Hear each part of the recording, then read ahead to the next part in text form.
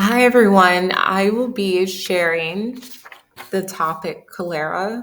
Um, so I'm going to do a nice greeting. Let me flip over to make sure that this is perfect. Okay. All right. Thank you for being here. I'm going to present my project on cholera. And this is a disease that continues to impact and be endemic in communities across the world, and especially those with limited access to water and sanitation. So, what I will be going over is the causes, the symptoms, transmission, prevention, and treatment of cholera, as well as some of the global efforts made to control and eliminate its spread. All right, let me start. So, here's my presentation. Let me double check to make sure I'm recording. Yep. All right. Okay, so hopefully there we go. Yeah, perfect. All right, so the causative agent. So cholera is classified as a diarrheal disease, and it is caused by an infection with a gram-negative bacterium, Vibrio cholerae. It is a facultative anaerobe bacteria. So you'll notice that the first part of its name is Vibrio, and it refers to the bacteria's shape, which is, if you look at the image that I have here, is comma shaped.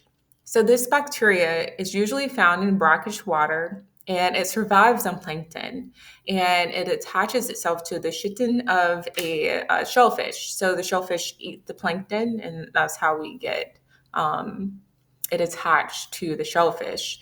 So a toxin is produced by serogroups O1 and O139. And these types are the result, they cause the disease referred to as cholera. These strains are responsible for widespread epidemics. Okay. All right, so here are some signs and symptoms that come about when someone is infected. So, general symptoms like fever, vomiting, diarrhea, weakness, and because of the loss of fluids, dehydration, a hallmark that is mentioned in a lot of articles that I read on this disease is rice water stools. So, I went ahead and circled it, and I have an image to follow along with that. So the signs and symptoms for cholera begin to show between 12 hours and 5 days after infection. And that's according to the World Health Organization. I spent a lot of time on their site. You'll see here, I have like a picture that depicts what that rice water stool looks like. So critical illness results primarily from electrolyte imbalance and fluid loss. So hypovolemic shock is a huge that's the fatal what can be fatal when someone is infected with this bacteria. Rice water stools are a hallmark symptom of the disease. The stool is watery with bits of mucus, and it appears like water in which rice has been washed. Other signs and symptoms include fever, vomiting, leg cramps, which is part of that imbalance. And then you have general weakness. And because, the loss of fluids, you can also get cardiac disturbances because of the electrolyte imbalance. Hypovolemic shock is a leading cause of death. Okay. So next slide here. Transmission. And actually, let me go back. The hypovolemic shock, just think about it. You have low blood volume, you have low fluids, you are not getting your organs, your major organs are not getting the the fluid that they need in order to sustain life. So the body shuts down. This is part of why we'll go to this later, why you want to make sure that you are rehydration is a key treatment. So flipping here to transmission. So while most people, about 80%, do not develop symptoms or only develop mild symptoms, they will remain carriers of the disease and shed the bacteria in their feces for 1 to 10 days. So I think what ended up happening here is like my slides are a little bit mixed up. But that's fine. This is a transmission. Eating undercooked or raw shellfish increases the risk of acquiring this illness, but the most common route is the oral fecal route, recall that we talked about sanitation. So let's go forward and how do people get this? Like, how does this disease come about? So cholera appears most often in places where infection controls are compromised. So you have natural disasters, like something like an earthquake, you have flooding, you have things that compromise the infection control, something that keeps people from washing their hands, something that keeps people from getting it from proper sewage disposal. This is the perfect breeding grounds for the bacterium. So water and food serves as reservoirs for the bacterium. And we talked about the oral fecal route, people not washing their hands or not being able to wash their hands. Eating contaminated food and drinking compromised water is the main way that this illness is transmitted. And let's just talk about like virulence factors a little bit more. Once the bacteria gets into the small intestine, it multiplies in the intestinal mucosa. So upon ingestion, right? So we know that the stomach is naturally, it should be acidic. And for the most part, a lot of things that, you ingest that are not good for you,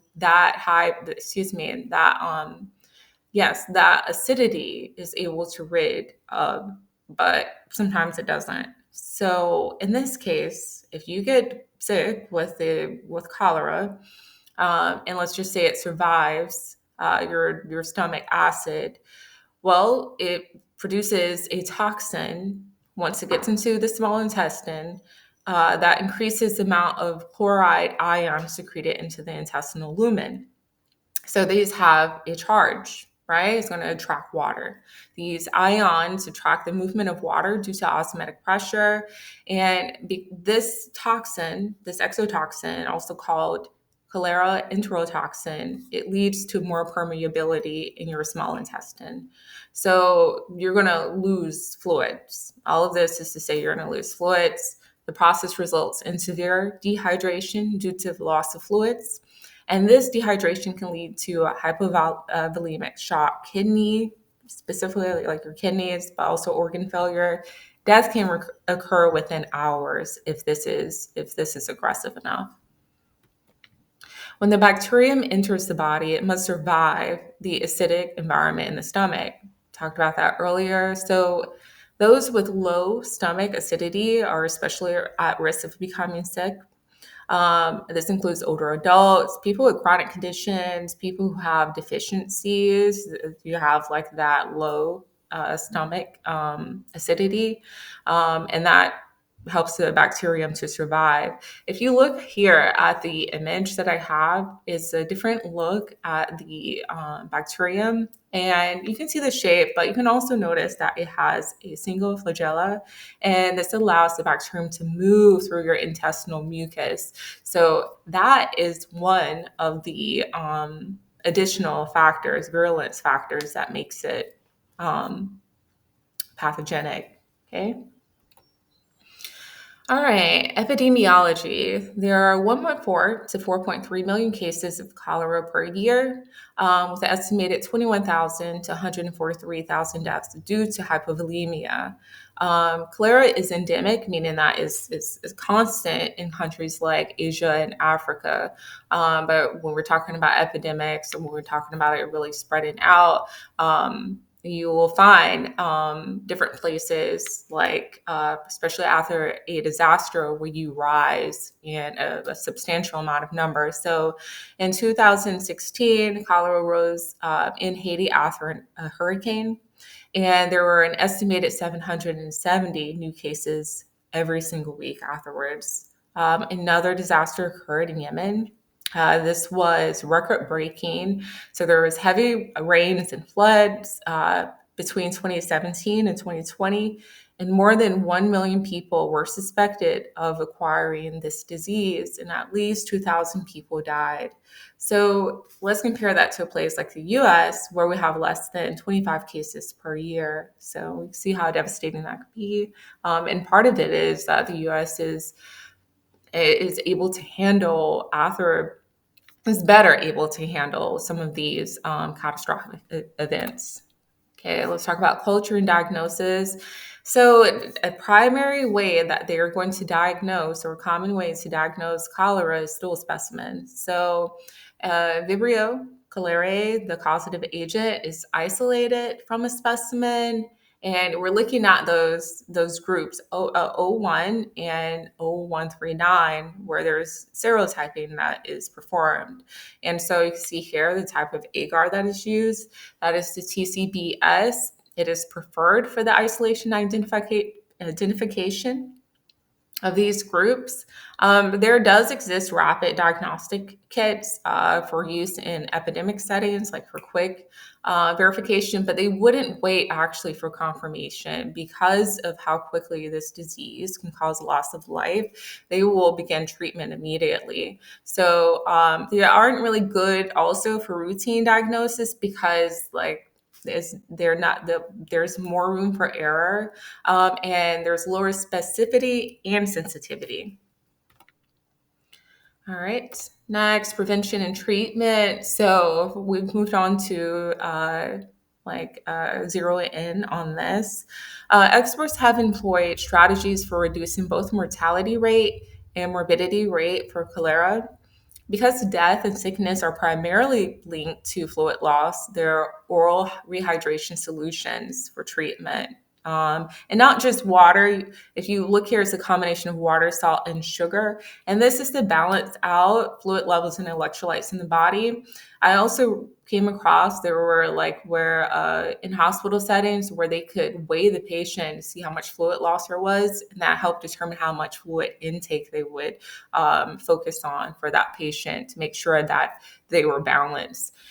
In the 90s, I like this one, there was an initiative to understand how cholera epidemics occur. And this led to NASA's cholera prediction modeling system. And it uses precipitation, temperature, and population data to predict and prepare for outbreaks. And so they try to get ahead of the curve. And so they're using environmental factors. So rain, because think about those are our things that create the issue in the first place. So rain, temperature, and the population that is in these areas. So that would determine how the spread occurs as well. All right, there's also vaccines that are given for prevention.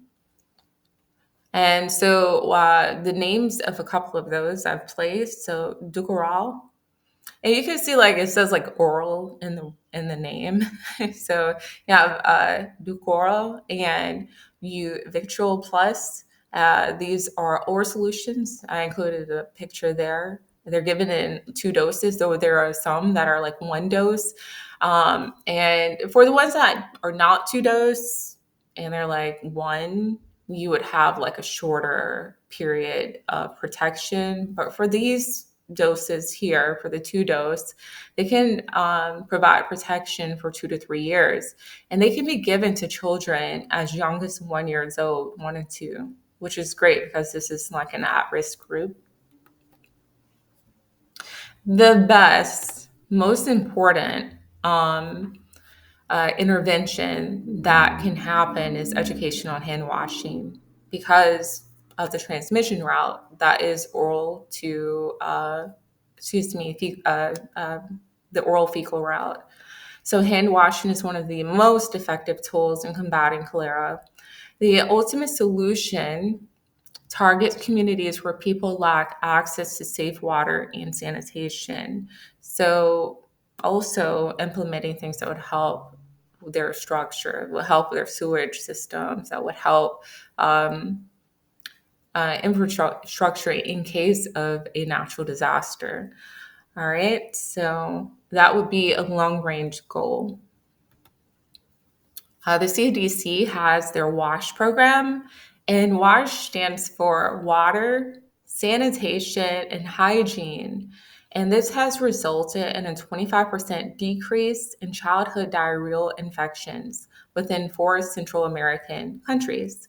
It has decreased diarrheal infections by 50% and children receiving weekly hand washing lessons. And here's my references. And that is all for my project. I hope I answered, some link as we went through the PowerPoint, any questions you might have had.